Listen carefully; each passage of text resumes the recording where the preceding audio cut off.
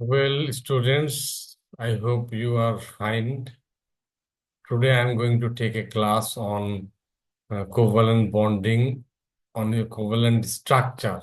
Yesterday, or not yesterday, a few days before, I took a class on covalent bonding, but today this topic is also related with covalent bonding. And today I'm going to discuss about covalent structure. Actually, due to covalent bonding, different types of structures form, which we need to discuss here. Well, so covalent substances actually will form a substance, giant size substance that should have a different structure. Basically, we are going to discuss here those type of giant structure. Okay. So on the screen, you can see two giant structure. One is about one is about graphite and another one is about diamond. Both of these two forms are the form of carbon. That is why these are called uh, similar type of substances, as they are actually come from the same element. So they are the form of carbon. So these are named as the similar type of substance of carbon. They have a different name. I will tell you what is the name of these two different forms of carbon. Let me change the slide now.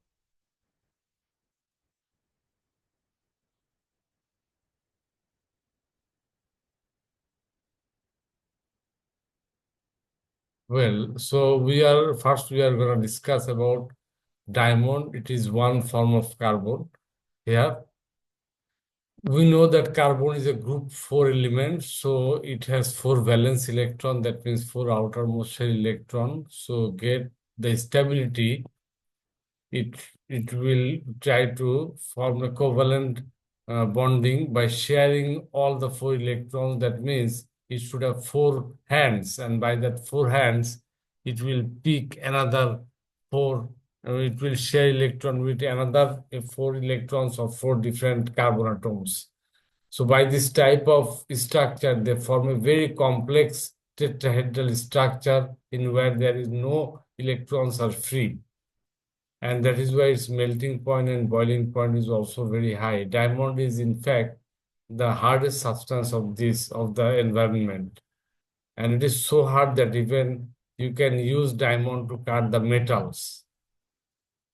And diamonds are also used to make jewelries, which are very glazy and looks very bright.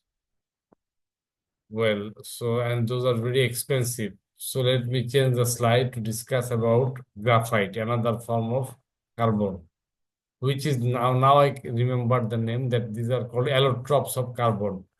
Graphite and diamond, both are the two forms of carbon. That means these are the allotropes of carbon. Now another allotrope of carbon is called graphite, that is here in the same sheet we see hexagonal arrangement of atoms where each carbon is bonded with another three carbon atoms.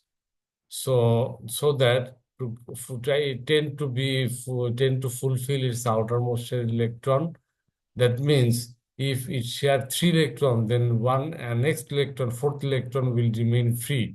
So that fourth electron of graphite will be delocalized, and that is why this hexagonal structure exists in one sheet. So it will have a delocalized free electrons in between the two sheets.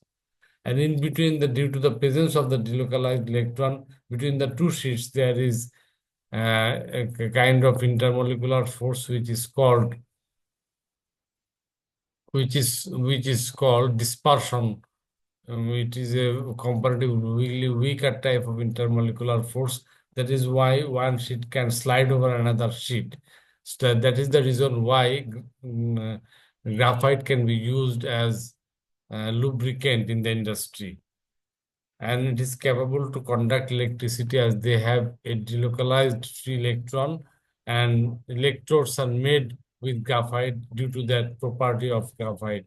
Usually, carbon cannot conduct electricity, that we know, but this is an exceptional case where the where the structure is made in such a way that is always for each carbon, the fourth electron remains delocalized, and so it is capable to conduct electricity. Its melting point and boiling point is also very high, as it has got a giant structure. I hope you understood. So let me change the slide now. Silicon dioxide is another giant covalent substance which has got the similar structure like diamond. It has also got a tetrahedral shape where each two silicon atom will be bonded with four oxygen atoms. In the figure, you can see each two silicon atom will be bonded with four oxygen atom, and if we simplify it, then its formula should supposed to be SiO S2O4. So by simplifying it becomes SiO2.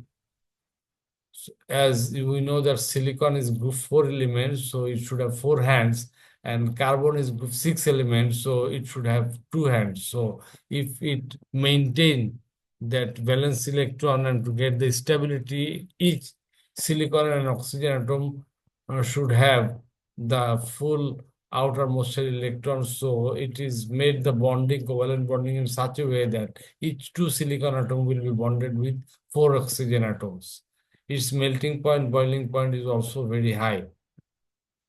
And we know that silicon dioxide is the chemical formula of silica. It is also called silica, which is actually sand. Sand is used for many purposes, for making glasses and for lots of cases. Silicon is used as an electrical instrument in thin layers on microchips as well. I hope you understood. So let me change the slide now. Graphene is another kind of another example giant structure here. Just a single sheet instead of multiple sheet of graphite. It is a single sheet, and where you can see that double bonded are available in each hexagonal structure, and as it has like graphite, it will have also a delocalized electron. As a result, it is also capable of conducting electricity, and it can be used as semiconductor. There is another example which is called fullerenes, and here fullerenes are macromolecules of carbon atom that are spherical, tubular of other hollow shapes. For example, the football-shaped Buckminster fullerene with the formula C60.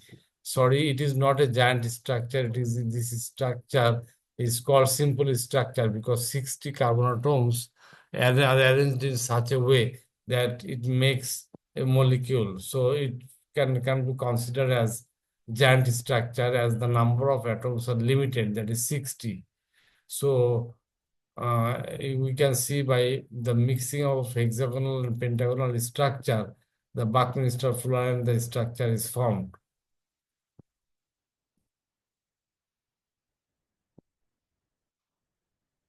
Carbon nanotubes are sheets of graphene rolled into cylinders.